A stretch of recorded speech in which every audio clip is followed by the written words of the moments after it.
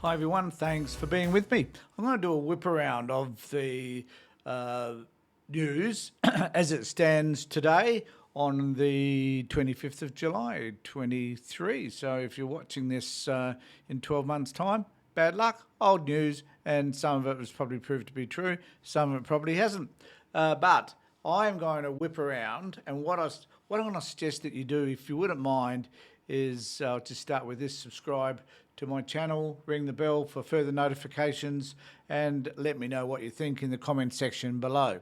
But I'm going to do a whip around, and down below I will have the specific subjects. In the comment section below, I'll have the specific subjects, so you'll be able to leap to those if you don't want to be bored by the rest of the crap that I talk about, and you want to go to a specific subject or topic, then dive down below and you'll be able to go there directly on the time code.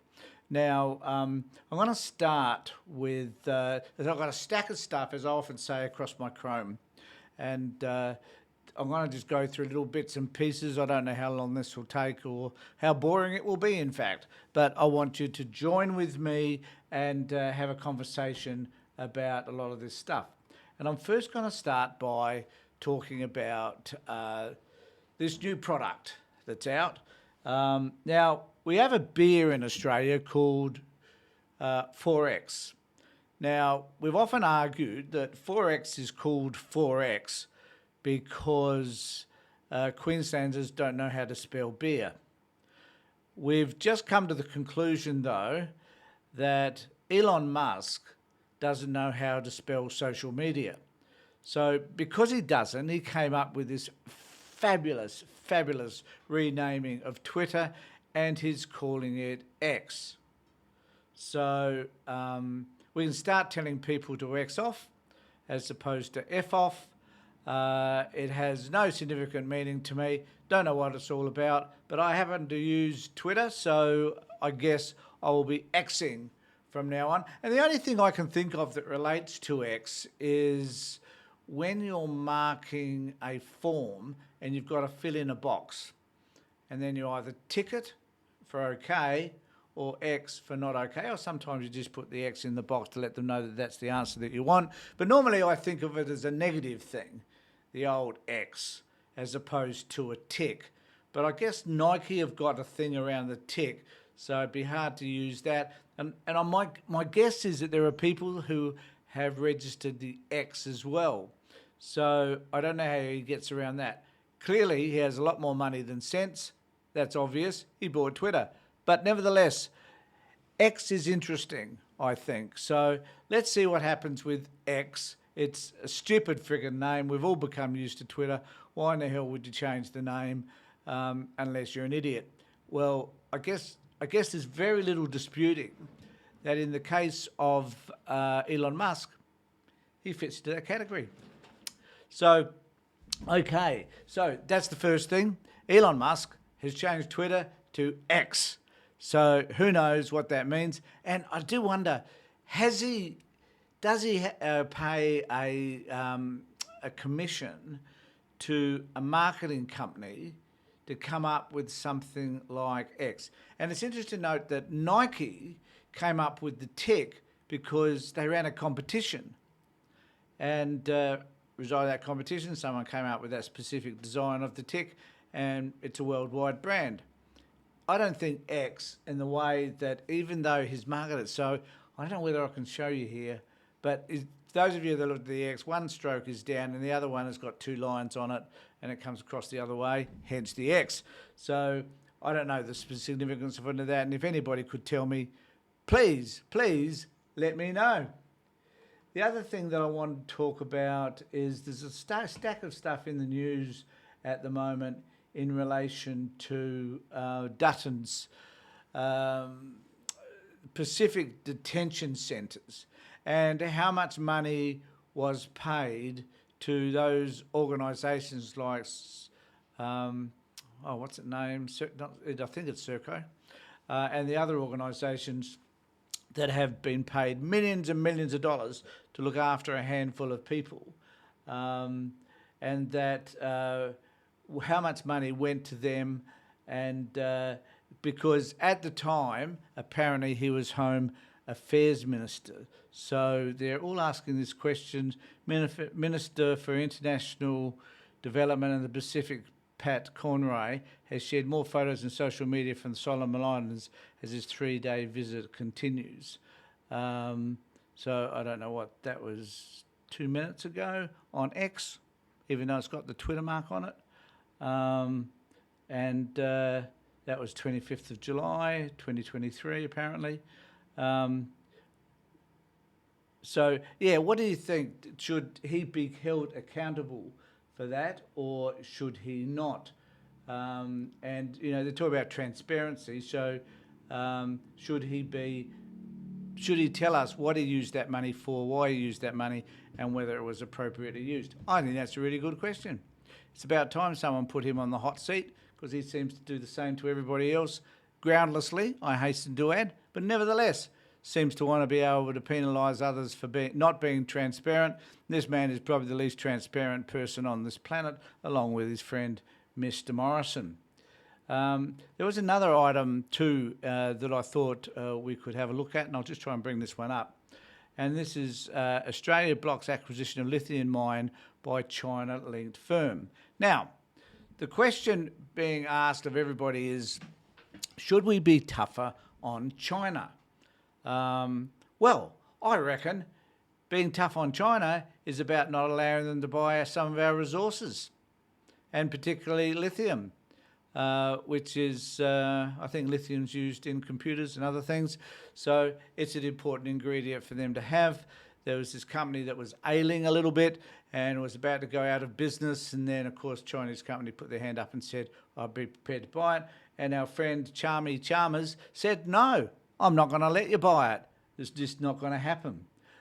So goes on to say, Australia has barred the takeover of financially stricken lithium miner Alito Resources by a China-linked company after advice from Australia's Foreign Investment Review Board, a spokesman for the Treasurer, Jim Chalmers, has said.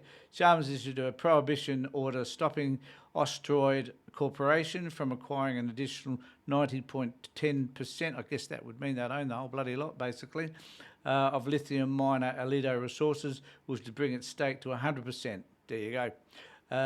Asteroid Australia, the local subsidiary of the US-based Asteroid, is also barred from a proposal to wholly acquire Alito, a prohibition notice shows. The director of Asteroid Australia is a Chinese national with experience in the Chinese mining industry, company's filings show. Alito has been under administration since 2019. Asteroid said in a statement on Friday it was shocked and disappointed. I bet you are, bad bickies, by the decision to block the takeover deal, which would convert debt to equity, and said it was yet to fully understand the implications for the operation of the Bald Hill lithium mine, which exports to China. And I guess one of the reasons for that is that we're making a stand against Chinese companies having power and influence in this country by simply prohibiting them to buy whatever they bloody well like. Chalmers' spokesman said in a statement to the Reuters news group agency, the Treasurer has issued a prohibition order consent with advice from the Foreign Investment Review Board. So my guess is the Foreign Investment Review Board came up with some information that would suggest that this wasn't an appropriate acquisition by China. However, if it had been acquired by the US, would that still be just as sound? You know, we need to be suspect of these foreign companies and their takeover of our mineral resources. So, moving on. So, there is this SBS have sought a fact check around some of the statements made in the No campaign in relation to The Voice. Now, I figured the other day that even though I think we can get a bit tired of this continual conversation around The Voice, I'm still going to have it, I decided, because this is really, really super important, and that we need to get all our ducks in a row, and as many of us that can need to advocate in whatever way we can for The Voice. And so in this particular article which fact checks The Voice. We gave the Voice to Parliament pamphlet to fact checkers. This is SBS, and here is what they say. And I'll bring this up and we will go through it as best as I can.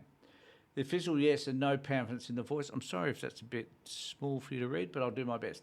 The official yes and no pamphlets in The Voice to Parliament race are now available online. All right, everybody dive in and have a look and see what sort of contradictory statements there are there that you and I need to be made aware of. The problem was assessing many claims on The Voice is that Parliament will work out most details after. Oh, this is so important, and I wish people would realise this. After a successful referendum. That means some claims might seem alarmist or obviously exaggerated, but we can't rule them out for certain. So, SBS contacted RMIT, relatively independent organisation, I would suggest, to Fact Lab cross-check, which monitors on the online information to add comment. And here's what they came up with. I'll just read a couple of those just to let you know that they're on the ball. So the yes pamphlet claim, vote yes to an idea that comes directly from Aboriginal and Torres Strait Islander people themselves, constitutional recognition through a voice. The Voice was proposed, so it gives us some background here. So it's proposed in the Uluru Statement from the Heart, endorsed by the majority of more than 250 Aboriginal and Torres Strait Islander delegates at Uluru between 2016 and 17. More than 1,200 Aboriginal and Torres Strait Islanders representatives taking part in 13 First Nation regional dialogues across the country, rejected a simple acknowledgement in the Constitution. Instead, they proposed three key elements for structural reform: voice, treaty and truth. That's what they advocated for.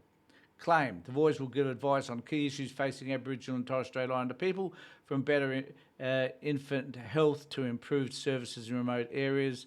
According to the Voice Science Principles, the Voice would make representation to the Parliament and the Executive Government on matters relating to Aboriginal and Torres Strait Islander peoples. Boom, we know that. Claim, for a long time, governments with good intentions have spent billions trying to deal with these issues, but they haven't achieved lasting improvement because they haven't listened to people on the ground. Another interesting element, and an important element, I hasten to add, of the Voice. The lab says specific initiatives and projects need to be named for assessment to be made on why they haven't achieved lasting improvement, if that was indeed the case. And I think that's a valid point. I'm not disagreeing with that. We know that there are lots of organisations out there that work with Indigenous people, and we need to know why they have failed. And it does talk about that, I think, a little bit later, and I'll bring that to your attention when it comes about. Putting the Voice in the Constitution gives it stability and independence now into the future. This means the Voice can give frank advice without getting caught up in short-term politics. UNSW constitutional law expert, Justice Associate Professor Paul Kildea, explained, constitutional change gives the Voice security and certainty once established.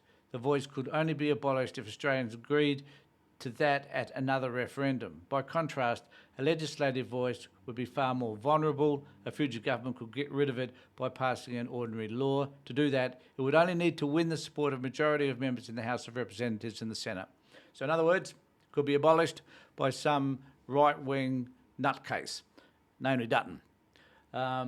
So legal experts say the Voice is constitutionally legally sound, will enhance our system of government, has no veto power. Parliament and government have final sign-up.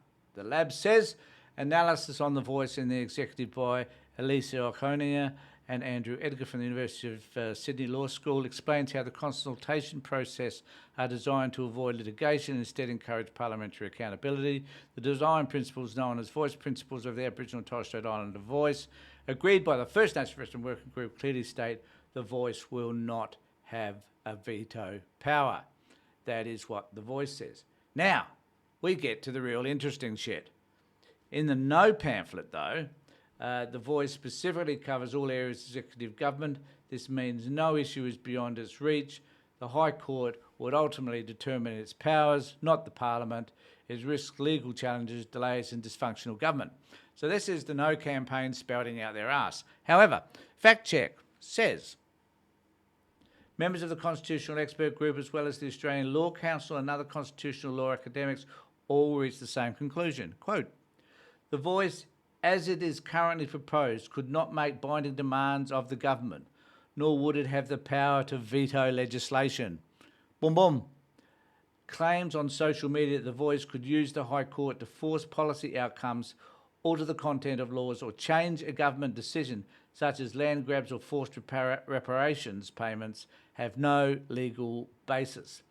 All right, dispense with that one. Dutton, go bury your head in the sand, mate. It is a leap into the... So this is a claim. It is a leap into the unknown. The Voice has not been road tested. There is no comparable constitutional body like this anywhere in the world. Well, that's an interesting claim, isn't it? But what does fact check say? Other countries do have various First Nations approaches when it comes to consulting Parliament. There are differences for each, but they follow international standards of Article 18 of the United Nations Declaration of the Rights of Indigenous People. Good place to start, I guess. Endorsed by Australia in 2019. A little bit slow off the mark we were on that one, I think. The declaration includes 4 key principles that relate to the voice: self-determination, participation in decision-making, respect for and protection of culture and equity, and non-discrimination. Pretty valuable sort of declarations, I think. There are currently hundreds of Aboriginal and Torres Strait Islander representative bodies at all levels of government. This year, the government has allocated $4.3 billion for the National Indigenous Australian Agency, which has 1,400 staff. Now, this is one of the key arguments that the No campaign are putting forward, and I think this response deals with it quite adequately, because they refer to the NIA particularly. The NIA plays a different role to the Voice, and there are major differences between the two. Ooh, okay. Unlike the Voice, the NIA is not independent of government, can only advise the executive. Unlike the NIA, the Voice would be entirely made of Indigenous people. Unlike the NIA, the Voice's existence would be guaranteed because it would be enshrined in the Constitution. Because you must remember, any of these other bodies, they can be pissed off at any time by any government by just withdrawing funds.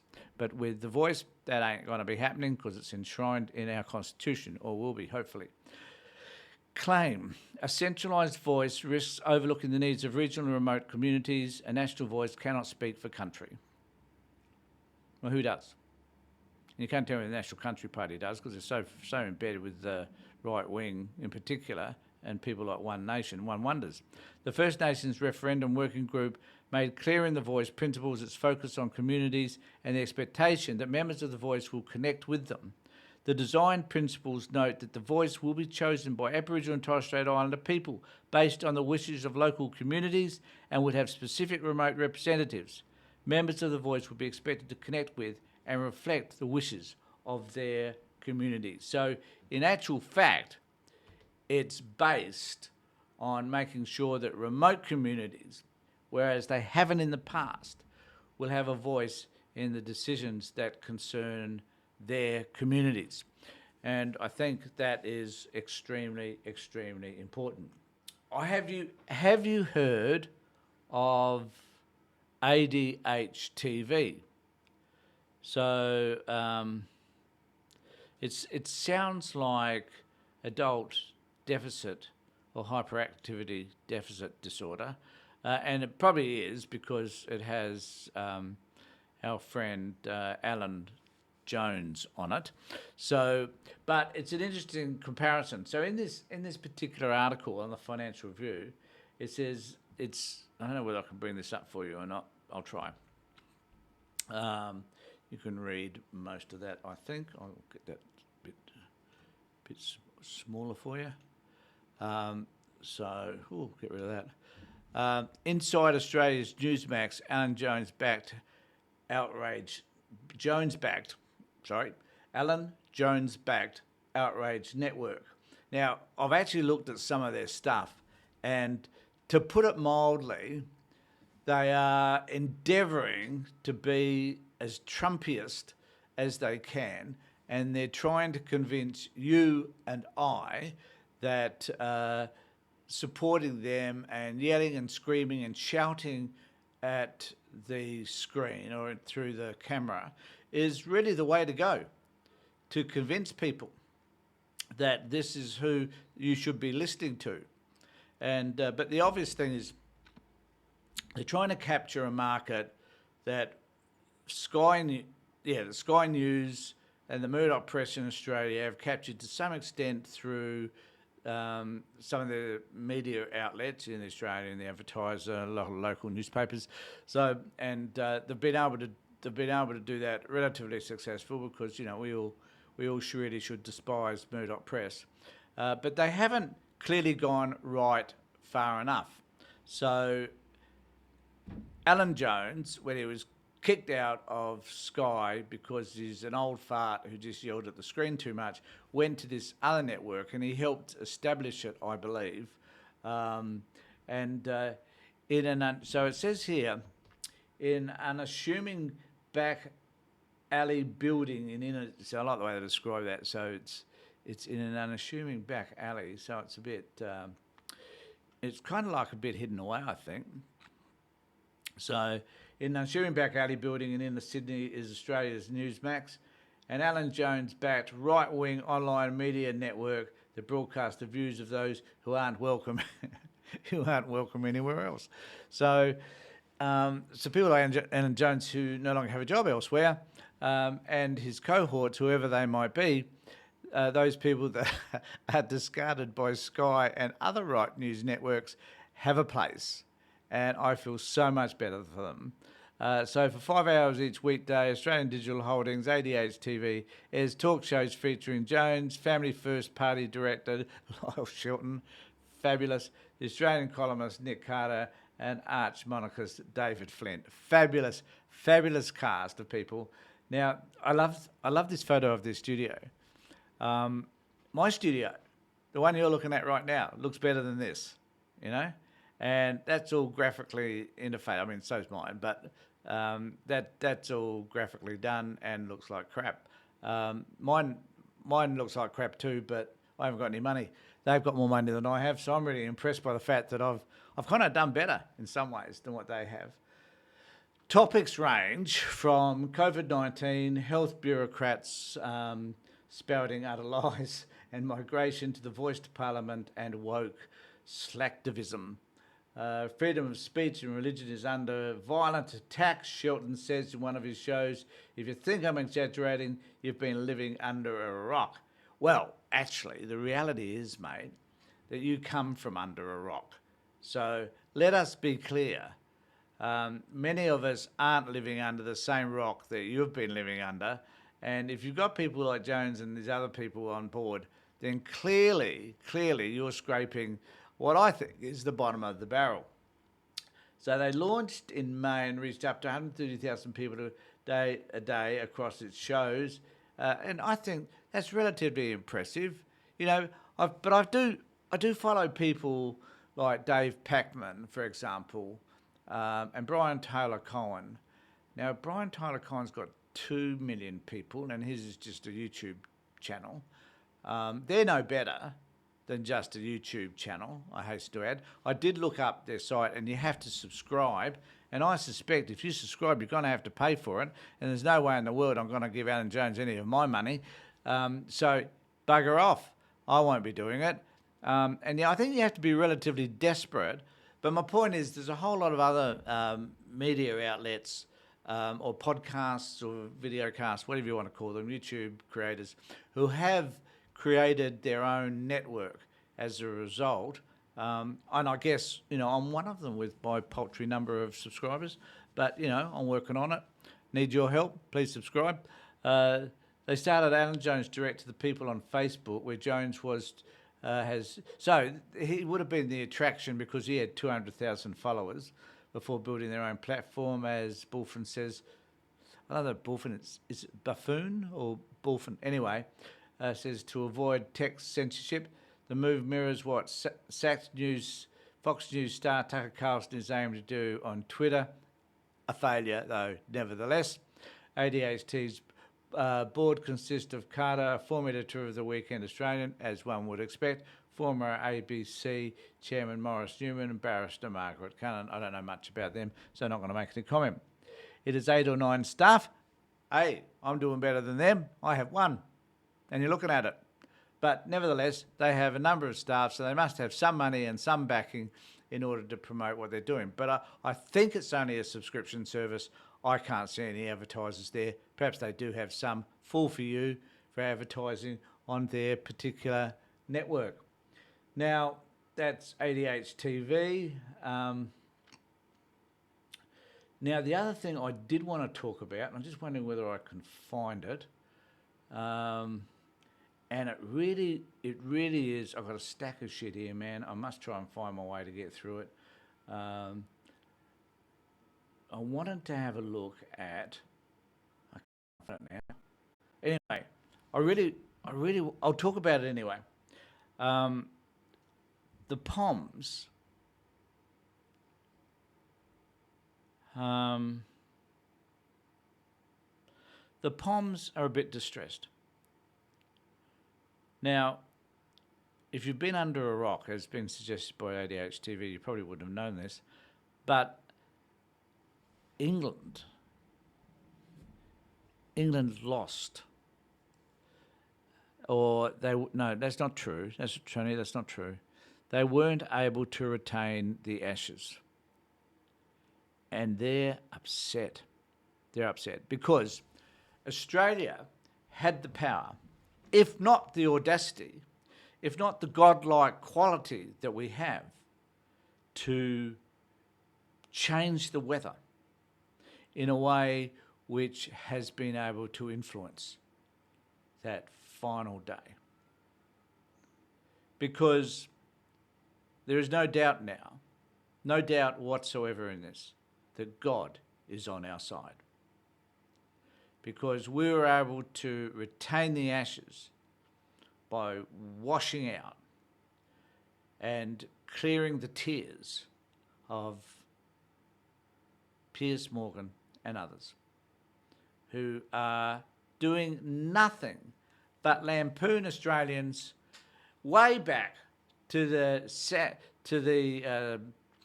Sandgate situation back in South Africa, back to, the underarm from Carey that got out the batsman. They cannot let it go. They cannot let it go. Now, I'm the first to admit that they played very well in the last test. Very, very well. And they had our measure, and Australia will have to come back in the final test in order to prove to everybody, finally, to put the nail in the coffin and say we are the better side. However, it is worth noting, it is really worth noting that we won 2 tests. We won 2. So, if you're really that good a side, I would argue that you then should not have lost those 2 tests, or at least one of those 2 tests, because then the argument would be totally different. However, you did. Can't complain about the rain. Can't complain about tampering with the ball necessarily. You can complain about Barslow walking out of the pitch area, the crease. You can argue about all of that. But in the end of the day, you were not good enough to win those tests. So that probably indicates, basically, you're really not good enough. And it amazes me how they seem to attach their sense of well-being to sporting events. Even though I must confess that we as Australians are pretty good at doing the same. But as someone pointed out the other day, they were the people that conquered this country. They were the imperialists. They were the ones that brutalised the Indigenous people here. They were the ones that sent the worst of the worst for those people that stole a loaf of bread. and sent them all the way to Australia. And we've been able to, as a result of that and a fabulous immigration scheme, we've been able to rebuild this country, even though we've done poorly by Indigenous people. But despite all of that, despite the way that the British have treated us over the years, going to fight their bloody wars when we should have just frickin' stayed at home. But nevertheless, we can beat them at a game they invented. And I think that's pretty cool. I really do. So let me know what you think down below. I've been raving for half an hour now. It's probably long enough. Let me know what you think about any of the things that I've mentioned down below. And please remember to subscribe so that you get some of these rants and raves later on. Take care of yourself, everybody. Look after yourselves and make sure that you keep yourself and others safe.